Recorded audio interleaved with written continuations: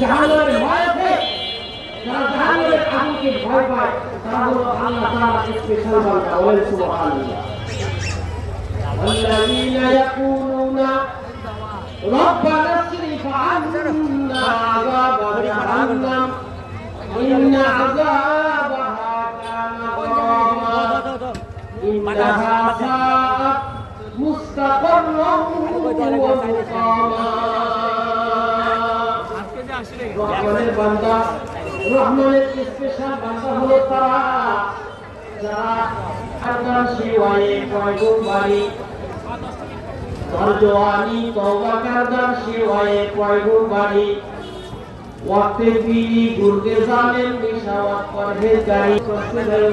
ইন্নাহা সাআত মুস্তাকাররা ওয়া মুকামা, এটা কিছুক্ষণ থাকার জায়গাও নয়, এটা কিন্তু অনন্তকাল থাকার জায়গা নয়।